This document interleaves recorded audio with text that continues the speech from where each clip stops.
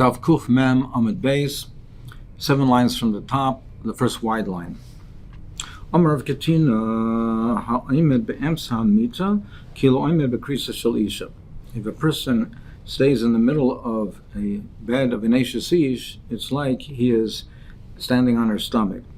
Meaning, we're afraid that he'll think about her and have hirhurim, and therefore he should not stay in that bed.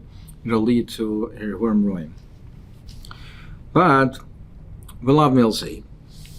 But he said that no, this is not true. There's no problem in doing it. V'amar Rav Chisda Barbe Rav Dezaven Yarka, a Talmud Chacham who's buying vegetables, lives in Arich.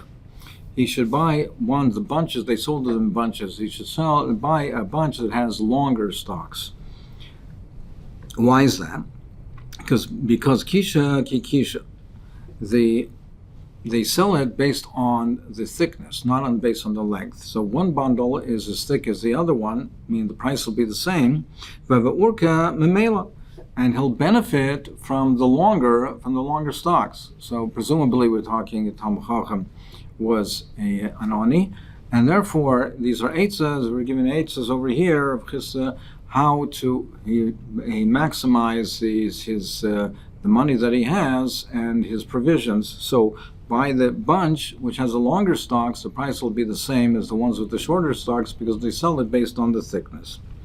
In a similar manner, Barbi Rav Dezaven Kanya, when he buys a bundle of konim of reeds, Lizbin Aricha, also he should buy the longer ones because the same idea, tuna ki tuna.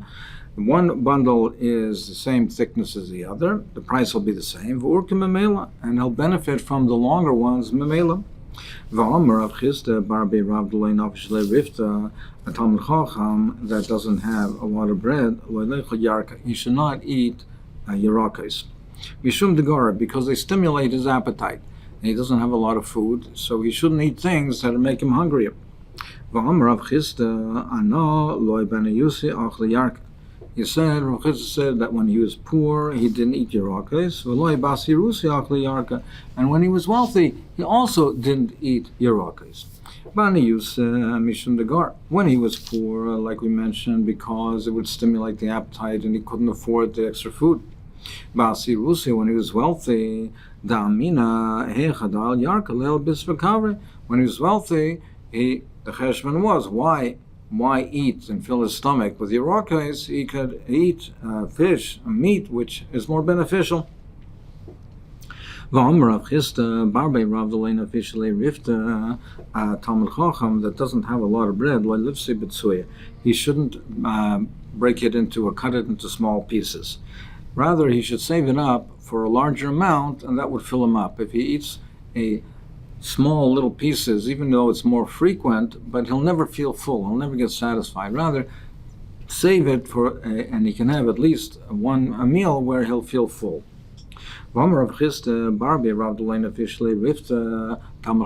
doesn't have a lot of bread, he should not be the one to say the bracha and give out the bread to others. By time since he's so poor, we're afraid he won't do it by Yafa and give generously to the other people.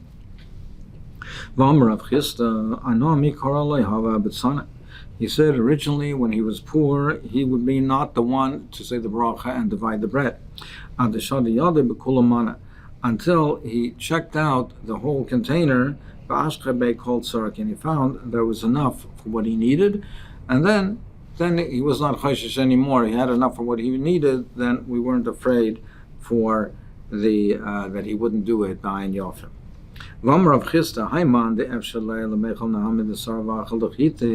It's not a person who is able to eat barley bread, which is less expensive, and he eats wheat bread, which is more expensive. Why wasting money and throwing out money on something that's not necessary?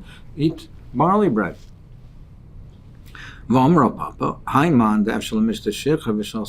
person that could drink beer and he spends the extra money to drink wine, similarly, it's baltashkes. But the Gemara says, that's not true. Baltashkes the gufa odif. Maltashchas to money is one thing, but Maltashchas, his goof, is more overriding, is more of a pressing concern. So he should do the things that are, and eat the things and drink the things that are more beneficial to his body, and therefore he shouldn't skimp on things that are helpful for him. If a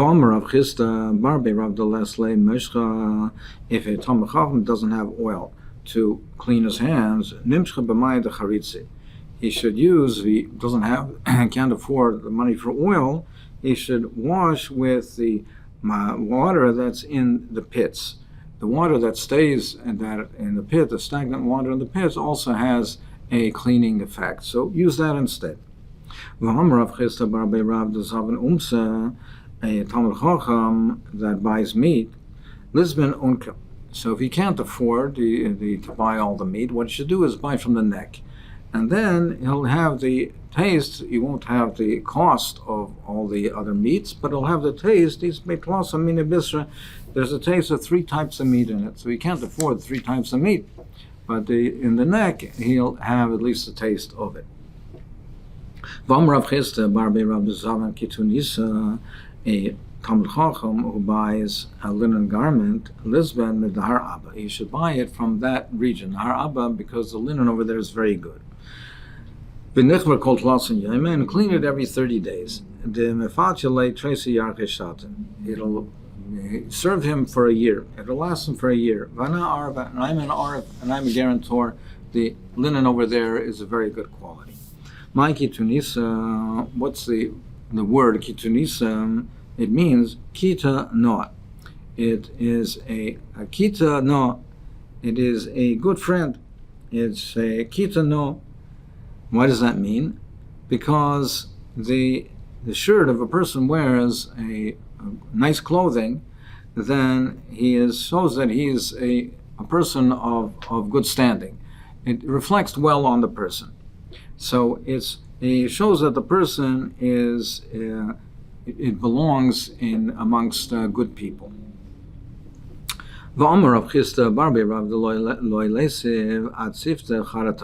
A Talmid Chacham should not sit on a mat that just made a newly made mat. It will ruin his clothing. So again, he has to be very careful on the costs, etc. So he shouldn't sit on this new mat. Talmid Chacham should not send his clothing if he's a guest by someone's house, he should not send it to the balabasta, to the hostess, to clean for him. It's not proper. Because maybe there'll be a stain, and it will be repulsive to her. Rav Chisda gave certain eitzes to his daughters. You should always be sanua, modest in front of your husband. Don't eat in front of him. Don't eat yerakes at the nighttime because it will cause to have a bad breath. And don't eat dates at night, or and drink beer at night. Those things will cause possible diarrhea. And don't relieve yourselves in the bathroom where your husband is, because it'll cause him to you to be megana in front of him. And when a man comes knocking at the door, don't say it in Lashon Zohar, but say Ella Mane.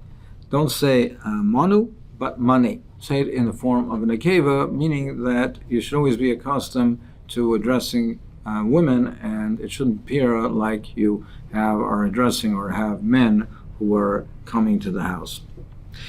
When you have relations with your husband, noken marganisa b'chada yade, so your husband will hold the pearl in one hand, v'kura b'chada yada, and the kiln in the other hand, meaning it's a reference to if he puts his hand on the chest and the other noisa makam, marganis achvele, show him the pearl, but avakura lo yachvele adam etstar, but withhold giving the noisa makam until he has sar var achvele, and that will stimulate his taiva, his desire. So the Mishnah said, "Ein shelin is a kashinan." You don't put the veg, and you don't have it soak in water so that the impurities float to the top. Masnisim de loiki hai Tana. The Mishnah is not like the following Tana. Tanya Rebbe Lezer ben Yaakov Weimer, ein mashchichem bekavra kol ikar. The Mishnah says that you could use a kavra, a sieve. You could use a sieve and pick up a sieve and scoop things up and put it in front of the animal. You could store things in the sieve. The Mishnah is not like the following Tana that says that you can't use the sieve at all. It can't be used at all because we're concerned about sifting. So the Mishnah is not like that Tana. Zok the Mishnah, Garfim of Neaptam, you are allowed to sweep out the animal trough for the benefit of the ox. You're allowed to sweep it. And see in the Gemara what type of trough we're talking about. The Mishnah says you're allowed to sweep out the feeding trough for the benefit of the ox, and you're allowed to sweep to the side. You're allowed to sweep some of the fodder to the side in case if there's array over there, excrement, and the chachamim aser. You can take the animal fodder from one animal and give it to another animal on Shabbos. You're allowed to do that.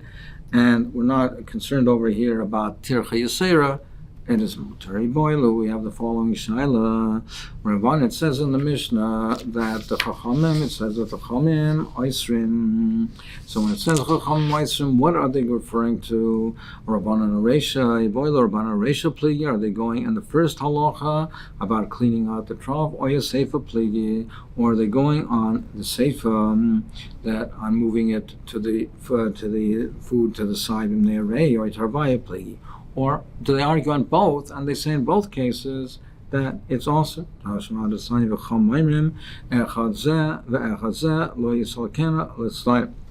It says in both this, whether it's the dirt or whether it's the food that might become ruined because of the rain, you cannot move it to the side. So you see, the Rabbanan argue on both cases whether it is to clean it out, maybe to remove the dirt or to the animal fodder before it becomes ruined. In both cases, they say it is asr. So that is considered to be a tircha yisera, which is asr on Shabbos. Amar of Chisda, machlokes be'eveshel karka. When we talk about sweeping out the floor, we're talking about the trough has an earthen floor. Aval be'eveshel kli, they recall mutter. But if the trough does not have an earthen, it's a kli. So then it's mutter. Frank the Gemara, what do you mean? You're telling me that it's machlokes where the floor is an earthen floor. How can that be? Would anybody say that by an earthen floor it's mutter v'aka mashra gumais? By sweeping it out, you're leveling it and you're mashra gumais, and that's a yisur d'oraisa. You can't. That certainly would not be the machlokes. Nobody would say that that's mutter. Ella itmar hachi itmar. It's not a question of leveling out the karka. We're not talking about an evisr karka. That l'kuliyam is also. What is the machlokes? Amar of Chisda machlokes be'eveshel kli. The machlokes is where it's not earthen floor. It's a kli, and there's no ashvei gumais. Be'eveshel karka they recall also. If it's karka, everyone agrees that it's also. Talking about a kli. So what is the consideration over here? As I mentioned, the consideration is not ashvei gumais. It's tircha yisera. You can take feed from one animal and give it to another animal. Tanachara, one brisa said, you can remove the food from the fodder, from an animal which has a good mouth. We'll see what that means. And you can place it in front of an animal that has a bad mouth. We'll see what that means. And the other brisa seems to say the opposite, that you can take from an animal shapir raw, which has a bad mouth, and give it in front of an animal which is piyah yofa. So what's the pshat? Amar Abaye, it's no machlokes. It's just a question of terminology. Both cases are talking in the case where you say you can take the food, the fodder, from a donkey and give it to an ox. That's mutter. But you can't take it from an ox and give it for a donkey. So what's the pshat? So now how do we fit that into the words of the Brisa? What it says, you can take it from an animal which has a good mouth. What's that talking about? A chamor, the leslie riri. It's talking about a chamor that doesn't have a lot of saliva. It doesn't drool. It doesn't have a lot of saliva, so the food is not ruined. And therefore, and take it in front of a animal which does drool, which has a lot of saliva, and take that food from the donkey to give it to the para, to an ox. That is mutter. It's mutter to do that because the ox, the para will eat it. So therefore, it's not muksa. The para will eat it, and you're allowed to take it from this to the other. The ox is considered pia raw because it has riri. It drools. Now that what it says that you can take from an animal which is pia raw and give to an animal which is pia yofe, it's talking in the same case. It's just a different terminology. Again, b'chamor, you can take from chamor and give it to the para. Why is the chamor in that brisa, why is it referred to as an animal shapia raw? Because in a certain respect, it's pia raw. Now it doesn't drool so much like the ox, but it's pia raw. B'chamor deloy daik v'ach. It's not so medayik in what it eats. It'll eat, even though there's mixed in with the fodder, there's thorns and other things mixed in, it'll still eat it. So you can take it from the chamor, the nice lifnei behema shapia yafa. This brisa refers to the ox is pia yafa, but pora the daikav, meaning it's referred to as the ox because it is medayik when it eats. So it refers to it as pia yafa. But both brises are saying the same thing, that you can take the food from the donkey and give it to the ox because the ox will eat the food that's left over from the donkey. So therefore, it's not muksa, it's usable, and it's for the purpose of feeding the animal, and it's not a tirach yaser. But to do it in the other way, you can't because the donkey will not eat the food that's left over from the ox.